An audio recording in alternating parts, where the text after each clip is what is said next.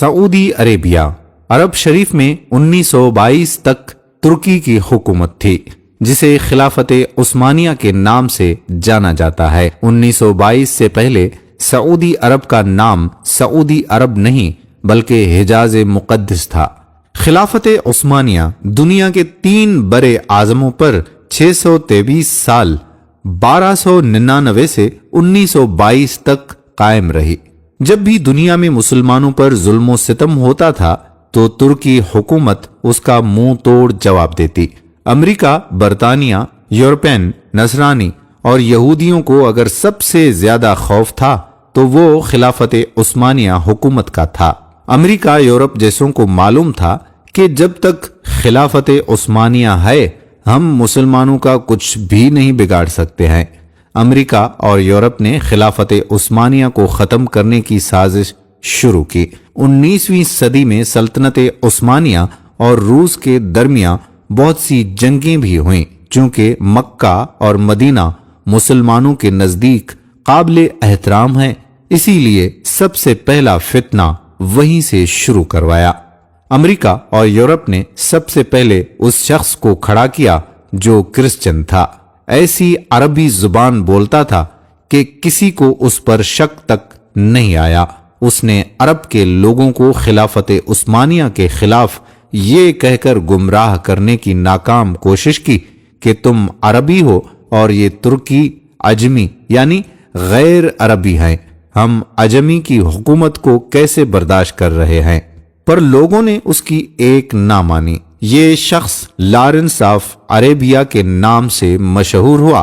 آپ Lawrence of Arabian لکھ کر گوگل پر سرچ کر سکتے ہیں۔ پھر امریکہ نے ایک شخص کو کھڑا کیا جس کا نام عبد الوہاب نجدی تھا۔ عبد الوہاب نجدی کی ملاقات عرب کے ایک سوداگر سے ہوئی جس کا نام ابن سعود تھا۔ اس نے ابن سعود کو عرب کا حکمران بنانے کا لالچ دیا۔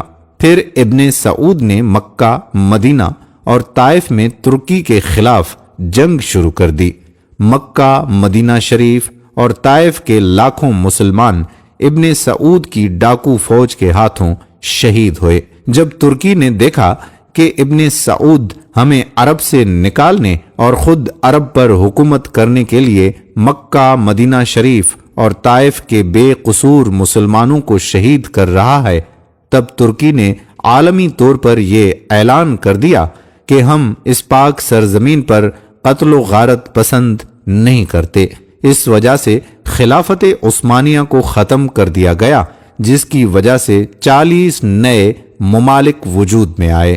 پھر عرب اور مسلمانوں کا زوال شروع ہوا۔ حجاز مقدس کا نام 1400 سال کی تاریخ میں پہلی بار بدلا گیا۔ ابن سعود نے حجاز مقدس کا نام اپنے نام پر سعودیہ رکھ دیا، اور اس فتنے کا ذکر احادیث میں بھی ملتا ہے، اور اسی وجہ سے سرکار دو عالم صلی اللہ علیہ وآلہ وسلم نے سعودی عرب کے شہر نجد کے بارے میں دعا نہیں فرمائی تھی۔ اسی نجد میں ابن عبد الوہاب نجدی پیدا ہوا، جس سے انگریزوں نے ایک نئے مذہب کی بنیاد ڈلوائی، اور یہی شہر مسیلمہ کذاب کا جائے پیدائش بھی ہے۔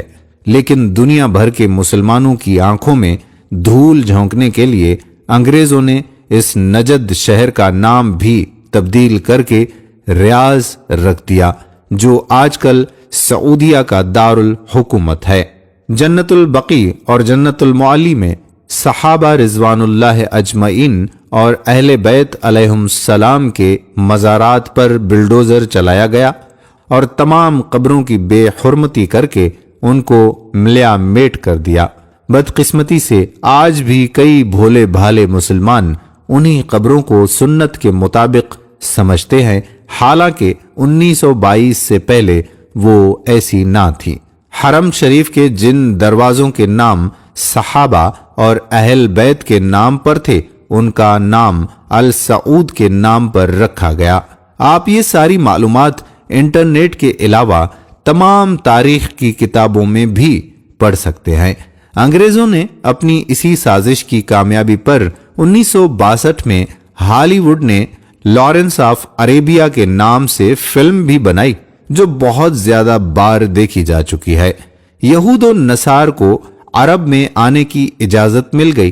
جس دن ابن سعود عرب کا بادشاہ بنا اس دن ایک جشن ہوا۔ اس جشن میں امریکہ، برطانیہ اور دوسرے ملکوں کے پرائم منسٹر ابن سعود کو مبارکباد دینے پہنچ گئے۔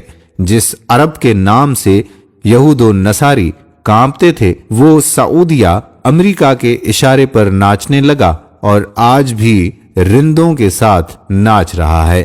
یہود و نصار کی اس ناپاک سازش کا ذکر کرتے ہوئے علامہ ڈاکٹر محمد اقبال نے اپنے کلام میں لکھا ہے کہ وہ فاقہ کش جو موت سے ڈرتا نہیں ذرا، روح محمد اس کے دل سے نکال دو۔ فکر عرب کو دے کر فرنگی تخلیات، اسلام کو حجاز اور یمن سے نکال دو۔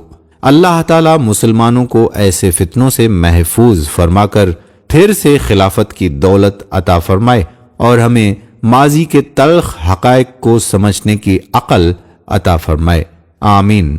دوستو، یہ ویڈیو ہم نے تاریخی تناظر میں بنائی ہے۔ اگر کسی کو بھی ہماری بات سے متفق ہونے میں ذرا سی بھی ہچکچاہٹ ہوتی ہے تو گوگل پر کئی کتابیں موجود ہیں اور اپنے آباء و اجداد سے بھی اس تاریخ کے حوالے سے ذکر ضرور کیجیے گا، یا آج کل چلنے والا ڈرامہ ارطغرل ضرور دیکھیے جس میں آپ کو تفصیلی معلومات ملے گی۔ یہ تھی سعودی عربیہ کے حوالے سے کچھ معلومات جو کہ حجاز مقدس سے سعودی عربیہ بنا۔ آنے والی ویڈیو میں مزید معلومات کے ساتھ پھر آپ کی خدمت میں حاضر ہوں گے۔ تب تک کے لیے اجازت دیجیے، اللہ حافظ۔